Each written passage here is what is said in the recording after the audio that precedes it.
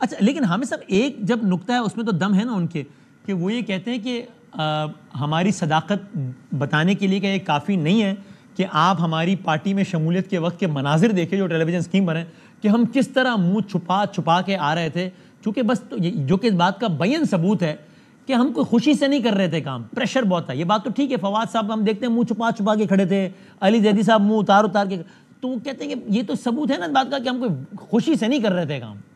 نہیں یہ کیا، یہ تو کوئی آنسر نہیں ہوا. اگر آپ میں اتنا حوصلہ نہیں ہے کہ آپ دباؤ کو برداشت کر سکیں اور دباؤ کو اس حد تک دباؤ میں چلے جائیں کہ آپ پارٹی کے مقابلے میں دوسری پارٹی بنائیں اور اس میں شامل ہوں، چاہے دکھانے کے لیے کبھی منہ اس طرف کر لیے کبھی اس طرف کر لیے، لیکن آپ بیٹھے تو وہیں تھے نا. آپ کس طرح سے ڈسون کر سکتے ہیں کہ آپ نے وہ پارٹی بنانے میں آپ آگے نہیں تھی؟ جہانگیر ترین کے ساتھ بیٹھے ہوئے تھے عمران اسماعیل صاحب، سب نے دیکھا، یہ موصوف جس کا نام، وہ بھی وہیں بیٹھے تھے. فواد چودھری صاحب کا آپ نام بھی لینا گوارا نہیں کر رہے. صحیح. اچھا لیکن اور جب گورنمنٹ گئی تب وہ کہتے ہیں جناب آپ تو اس وقت آسٹریلیا میں تھے، یہ ایسے کہ آپ کسی مصروفے کے تو آسٹریلیا میں تھے جب حکومت گئی پی ٹی آئی کی؟ کیسے آپ کا وہ نام لے کے کہتے ہیں کہ جناب آپ نے تو پیسوں سے فارم ہاؤس بنا لیا آسٹریلیا میں، اور جب پی ٹی آئی کی حکومت گری تب بھی آپ آسٹریلیا میں تھے، پاکستان میں تھے ہی نہیں آپ اس وقت، ایسا ہی ہے فیکچولی؟ اس سے بڑا جھوٹ ہو نہیں سکتا اگر کوئی ثابت کرتے. میرا تو آسٹریلیا پچھلے کوئی ایک میٹنگ پہ میں گیا تھا 2016 میں، اس کے بعد سے میں کبھی آسٹریلیا گیا ہی نہیں. اچھا انہوں نے ویری انٹرسٹنگ، چونکہ انہوں نے ریپیٹڈلی کہا ہے، غالباً آج رات 8 بجے بھی کہا ہے، ریپیٹڈلی کہا ہے کہ جب حکومت گئی ہے تب آپ آسٹریلیا تھے، اور وہ کہتے ہیں کہ جناب باجوہ صاحب یا کوئی اور اپنے پیسوں سے آسٹریلیا میں فارم ہاؤس بنا لے تو غلط ہے، اور حامد خان فارم ہاؤس بنا لے تو ٹھیک ہے. آپ کا بھی فارم ہاؤس ہے آسٹریلیا میں، آپ کا نام لے کر کہتے ہیں، آپ کہنا گئے نہیں آسٹریلیا 2016 آنورڈس. ہاں، اور یہ اس سے ثابت ہوتا کتنا بڑا جھوٹا ہے. اس سے بڑا جھوٹا کون ہو سکتا ہے؟ میں نے تو کبھی باجوہ کی شکل تک نہیں دیکھی، نہ ہی میں نے کبھی کسی جرنیل سے ہاتھ ملایا. آپ کو پتا ہے کہ 2002 میں جب پی ٹی آئی اس لیے جا رہی تھی جنرل مشرف کو ملنے کے لیے، تو میں اس میں سے واک آؤٹ کر گیا تھا کہ میں نے کسی ڈکٹیٹر سے فوجی ڈکٹیٹر سے ہاتھ نہیں ملانا. اس قسم کے لوگ تو سارے چلے گئے تھے.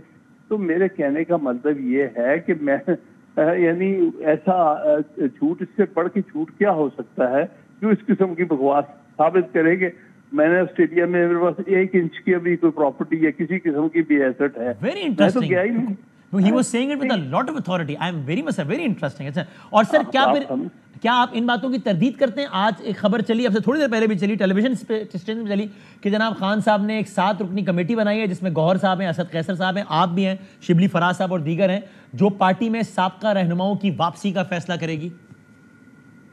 نہیں، ایسی تو کوئی بات غلط ہے نہیں خبر. بہرحال نام مجھے اس بارے میں کوئی انفارمیشن نہیں ہے. تو اس کا مطلب نہیں بنی نا کمیٹی، چونکہ آپ کا اپنا نام چل رہا ہے کہ آپ اس کمیٹی کا کبھی ممبر بنوں گا. میں سمجھتا ہوں جو ایک دفعہ پارٹی کو مشکل وقت میں چھوڑ کے دوسری پارٹی بناتا ہے، ان کا نہیں میں کہہ رہا، جو کسی وجہ سے پیچھے کچھ دنوں کے لیے ہٹ گئے تھے اور پارٹی کسی اور میں شامل نہیں ہوئے، کسی اور پارٹی کا حصہ نہیں بنے، صرف خاموش ہو گئے اور پھر اب وہ واپس آنا چاہتے ہیں، ان کو دیکھا جا سکتا ہے. لیکن ہمیں سب خاموش تو کوئی بھی نہیں رہا نا. کسی نے آئی پی پی جوائن کی، کسی نے آئی پی پی جوائن نہیں کی، ویسے ہی پریس کانفرنس کھڑکا دی، کسی نے انٹرویو کھڑکا دیا. تو ابھی 3 کیٹیگریز ہو گئی نا، آئی پی پی والے، پریس کانفرنس والے اور انٹرویو والے. تو آپ خالی آئی پی پی والوں کی واپسی کے خلاف ہیں؟ میرے نزدیک وہ تو سب سے بڑے میرے گناہ کبیرہ انہوں نے کیا ہے آئی پی پی والوں نے، باقی دو صغیرہ کے درجے میں آتے ہیں. اچھا باقی اب وہ دیکھیں نا، وہ دیکھنا پڑے گا کس نے کیا کیا، تو اس لیے اس کو ایگزامن کیا جا سکتا ہے. لیکن پریفریبلی ہم انہی لوگوں کو اپریشیٹ کرتے ہیں جو مشکل وقت میں کھڑے رہے. اور اگر کسی آئی پی پی والے کی پارٹی میں دوبارہ شمولیت ہوئی تو آپ اس کی اعلانیہ مخالفت کریں گے؟ بالکل کروں گا، کیونکہ میں سمجھتا ہوں کہ اس سے بڑا زیادتی کوئی نہیں ہے کہ آپ پارٹی کو ڈیوائیڈ کریں، اندر سے ڈیوائیڈ کر کے پارٹی کو کمزور کریں اور کوشش کریں کہ اس پارٹی کو ختم کر دیا جائے، جیسے جس مشن پہ انہوں نے یہ سب کچھ کیا. اور یہ ان کی ساری گفتگو کا محور یہ ہے کہ یہ جو کرنٹ لیڈرشپ اتنی نااہل ہے کہ خان صاحب کو اب تک رہائی نہیں دلا سکی. آپ کی اپنے تجزیے میں جو کچھ ہو رہا ہے وہ تو ظاہر ہے اس پر آپ کی رائے ہے، وہ تو بڑی تفصیلی بات ہو جائے گی، جو کچھ ہو رہا ہے اس کی موجودگی میں آپ کو لگتا کیا ہے کہ خان صاحب کی رہائی آپ کب تک دیکھتے ہیں پریکٹیکلی اسپیکنگ؟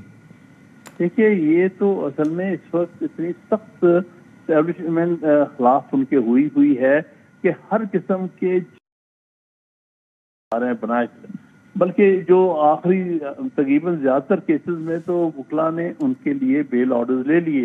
جو آخری کیس تھا عزت کا، اس میں پورا ڈرامہ ساری قوم نے دیکھا کہ وہ اس نے خاور مانیکا نے جا کے جو جج سے بدتمیزی کی جب اس نے فیصلہ اناؤنس کرنا تھا، اور اس کو مجبور کیا کہ وہ ٹرانسفر کر دیا تاکہ اپنی مرضی کسی جج کو لگا کے خان کے خلاف فیصلہ لے لیں.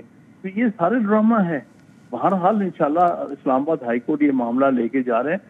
پارٹی کے وکلا پوری کوشش کر رہے ہیں کہ عمران خان صاحب کو ریلیف ملے. اور آپ کو پاکستان کی سب سے بڑی عدالت کے سب سے بڑے منصف یعنی کہ چیف جسٹس پاکستان قاضی فائد عیسیٰ پر اعتماد ہے کہ وہ ایک نیوٹرل اور ان بائس شخصیت ہیں؟ میں کچھ کہہ نہیں سکتا، لیکن اس وقت جو ان کا کردار رہا ہے جنوری آنورڈ، وہ کوئی قابل تعریف نہیں ہے. So you have your reservations. Thank you very much sir. بہت شکریہ.